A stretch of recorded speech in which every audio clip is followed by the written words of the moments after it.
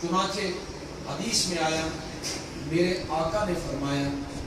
کہ حافظ قرآن اللہ کے دربار میں آئے گا، اللہ تعالیٰ فرمائیں گے میں نے ہر ایک کی منزلیں جنت میں مقرر کر دی ہیں کہ فلاں منزل آپ کی ہے، فلاں بلڈنگ آپ کی ہے، فلاں بنگلہ آپ کا ہے،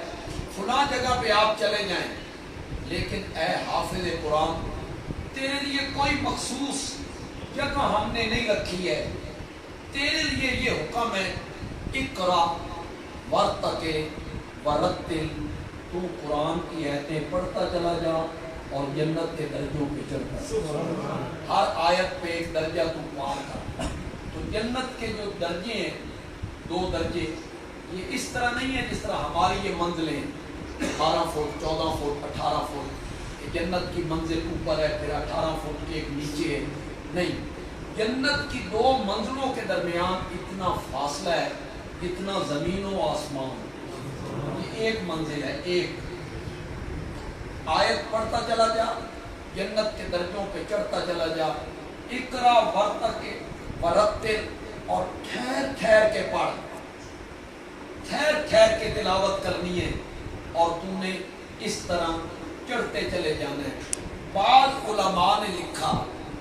واللہ عالم بالصواب، اس میں کتنی صداقت ہے کہ جتنی قرآن کی آیتیں ہیں نا اتنے ہی جنت کے درجے ہیں، جتنی آیتیں ہیں اتنے درجے ہیں، تو حافظ قرآن سب سے آخری درجے میں پہنچ جائے گا، قرآن کی آیتیں پڑھتا پڑھتا چلا جائے گا۔ پھر جب جنت میں چلے جائیں گے تو اللہ تعالیٰ جنتیوں سے کہیں گے کہ تم جنت میں آ گئے ہو، ساری نعمتیں تمہیں مل گئی ہیں، تم کچھ سننا چاہتے ہو، تمہیں سنائے کچھ؟ جنتی کہیں گے ہاں یا اللہ ہم کچھ سننا چاہتے ہیں، تو پھر اللہ نبی پاک سے حکم دیں گے کہ وہ قرآن کی تلاوت کریں۔ آپ جب نبی پاک تلاوت کریں تو کیا منظر ہوگا، ایک منٹ کے لیے آپ تصور کریں، یہاں مصر کے قاری پڑھتے ہیں تو دل موہ لیتے ہیں، قاری عبد الباسط پڑھا کرتا تھا تو لوگ سڑکوں پہ کھڑے ہو جایا کرتے تھے، یہ عام لوگ، اور امام الانبیاء جب تلاوت کریں گے تو پھر کیا عالم ہوگا۔ تو جب نبی پاک تلاوت کر چکیں گے اللہ جنتیوں سے پوچھیں گے کچھ اور سننا چاہتے ہو کہ ہاں یا اللہ، تو پھر اللہ خود قرآن کی تلاوت،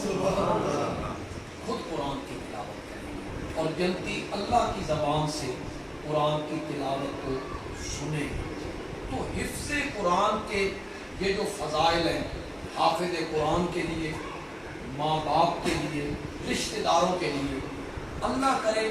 یہ جو 2 بچے ہیں شفقت اللہ ہے اور احسان اللہ ہے، اس کے والدین کے لیے، اس کے رشتہ داروں کے لیے اللہ تعالیٰ یہ سارے انعام، اور میرے نبی نے جتنے وعدے کیے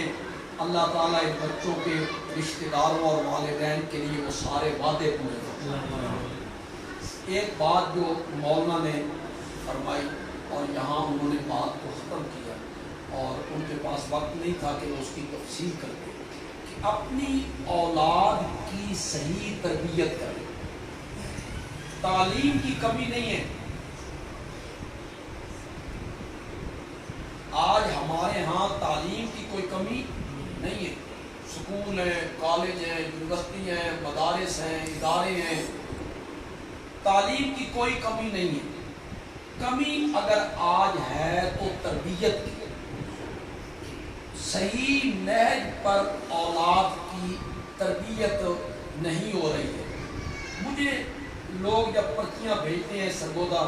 جمعے پہ، اور کئی دفعہ والدین مجھ سے بات بھی کرتے ہیں، کئی مائیں مجھ سے بات کرتی ہیں کہ ہمارا بیٹا آپ کے پیچھے جمعہ پڑھتا ہے، آپ کی تقریر سنتا ہے، وہ ہمارا نافرمان ہے، تو آپ جمعے پہ والدین کے حقوق بیان کریں، ہمارا بچہ سنے کہ والدین کے حقوق کیا ہیں۔ تو میں انہیں کہتا ہوں کہ والدین کے حقوق بیان کروں، یہ بیان نہ کروں کہ اولاد کے حقوق کیا ہیں، تو نے پورے کیے؟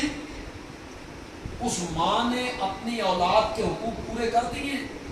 باپ نے اپنی اولاد کے حقوق پورے کر دیے؟ اگر تم نے اپنی اولاد کے حقوق پورے کر دیے پھر تو گلہ کرو نا کہ ہمارے ماں باپ ہماری اولاد ہماری فرما بردار نہیں ہے. تو نے ان کے حقوق کہاں تک پورے کیے؟ والدین کے اولاد پر حقوق ہیں، اولاد کے کوئی حق نہیں ہے والدین پر. یہ یک طرفہ کیوں چل رہی ہے کہ والدین